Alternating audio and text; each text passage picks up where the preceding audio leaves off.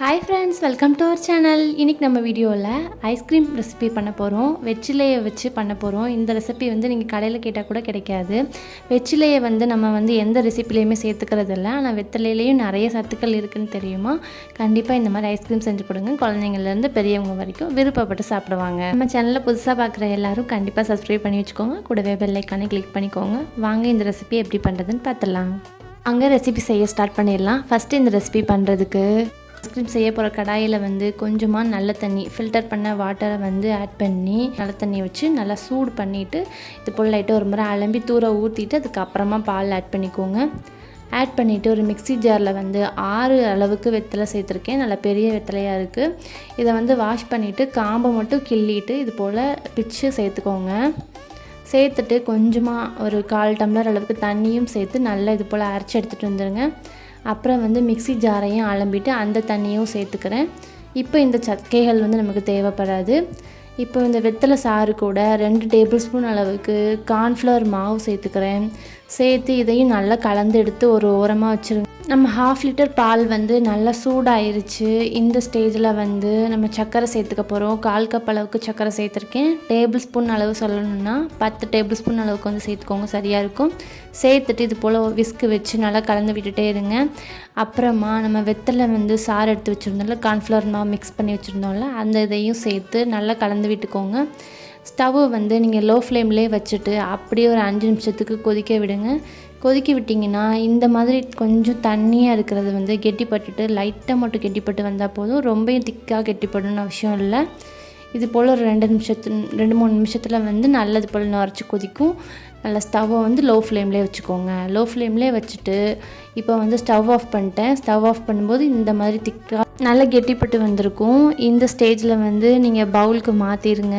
உங்களுக்கு விருப்பப்பட்டால் நீங்கள் டம்ளரில் கூட சேர்த்துக்கலாம். இல்லைன்னா ஒரே டிஃபன் பாக்ஸாக மொத்தமாக எல்லா இதுலேயுமே மொத்தமாக ஊற்றிட்டு கூட நீங்கள் க்ளோஸ் பண்ணி வச்சுக்கலாம். இந்த ரெசிபி குல்ஃபி ஐஸ் மாதிரி சாப்பிட்டா தான் ரொம்ப டேஸ்ட்டாக இருக்கும். அதனால் இந்த மாதிரி டம்ளர்லேயும் ஒரே ஐஸ்கிரீமாவது கண்டிப்பாக ட்ரை பண்ணி பாருங்கள். நம்ம எல்லார் வீட்லேயுமே கேரி பேக்ஸ் இருக்கும். அதை இந்த மாதிரி ஒரு ஸ்கொயர் ஷேப்புக்கு கட் பண்ணிவிட்டு அது மேலே வச்சு கவர் பண்ணிவிட்டு இது போல் ரப்பர் பேண்ட் போட்டிருக்கேன். உங்கள்கிட்ட அலுமினியம் ஃபாயில் கவர் இருந்ததுன்னா அது கூட வச்சு நீங்கள் கவர் பண்ணிக்கலாம்.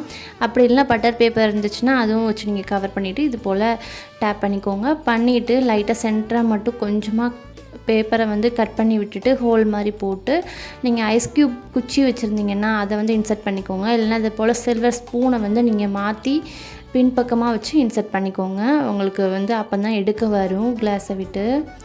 அப்புறமா இந்த மாதிரி கப் ஐஸ்கிரீமையும் கண்டிப்பாக மேலே கவர் பண்ணிக்கணும். இல்லைனா ஐஸ் ஃபார்ம் ஆகிட்டு சாப்பிடும்போது ஒரு மாதிரி ஐஸ் கட்டி சாப்பிட்ட மாதிரி இருக்கும். க்ரீம் சாப்பிட்ட ஃபீல் இருக்காது. அதனால் இது போல் மூடி இருந்ததுன்னா கூட அதை வச்சு கூட நீங்கள் கவர் பண்ணிக்கலாம். இதை விட பெஸ்ட் ஆப்ஷனல் பார்த்திங்கன்னா நீங்கள் மொத்தமாக எல்லாத்தையுமே ஒரே இதாக நீங்கள் டிஃபன் பாக்ஸில் ஊற்றிட்டு கூட ஃப்ரிட்ஜில் வச்சு ஸ்டோர் பண்ணிக்கலாம். கண்டிப்பாக பிளாஸ்டிக் கண்டெய்னர்ஸ் மட்டும் யூஸ் பண்ணாமல் அவாய்ட் பண்ணிக்கோங்க. 8 மணி நேரம் அப்படியே நீங்கள் ஃப்ரிட்ஜில் வச்சுட்டு நீங்கள் அப்புறமா மறுநாள் நீங்கள் எடுத்து பார்க்கும்போது நல்லாவே செட் ஆகிருக்கும் ஐஸ்கிரீம். இந்த மாதிரி நல்லா சூப்பராக கலர் நம்ம ஃபுட் கலர் எதுவுமே சேர்க்காமலே ரொம்ப சூப்பரான ஒரு குல்ஃபி அண்ட் டேஸ்ட் ரொம்ப டிஃப்ரெண்ட்டாக இருக்கும். நல்லா சாப்பிட்றதுக்கு ரொம்ப யம்மியான ஒரு ஃப்ளேவரில் இருக்கும். கலர்ஃபுல்லாக இருக்கிறதுனால கண்டிப்பாக எல்லா குழந்தைங்களும் விருப்பப்பட்டு சாப்பிடுவாங்க. மிஸ் பண்ணிடாமல் இந்த ரெசிப்பியை நீங்கள் உங்கள் வீட்டில் கண்டிப்பாக ட்ரை பண்ணி பாருங்கள்.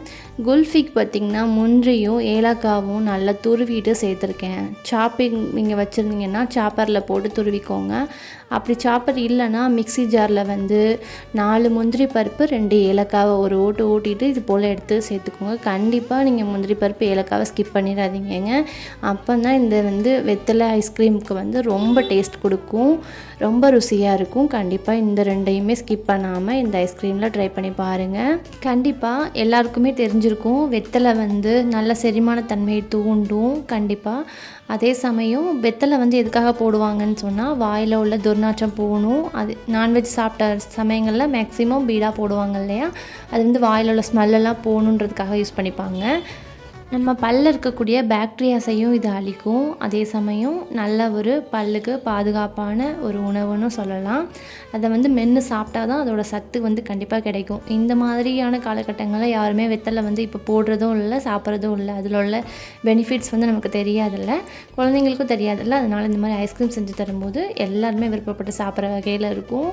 நீங்களும் உங்கள் வீட்டில் கண்டிப்பாக இந்த சம்மருக்கு ஐஸ்கிரீம் ஏதாவது ட்ரை பண்ணணும், ஃபுட் கலர் எதுவும் சேர்க்காமல் ரொம்ப ஹெல்த்தியாக நினச்சிங்கன்னா கண்டிப்பாக இந்த ரெசிபியை வந்து ட்ரை பண்ணி பாருங்கள். டேஸ்ட்டு வந்து அவ்வளோ சூப்பராக இருக்குங்க. கண்டிப்பாக ஒரு முறை ட்ரை பண்ணிட்டிங்கன்னா அதுக்கடுத்து உங்கள் வீட்டில் எல்லாருமே விருப்பப்பட்டு இந்த ஐஸ்கிரீம் செஞ்சு தாங்கன்னு கேட்பாங்க. தேங்க்ஸ் ஃபார் வாட்சிங்.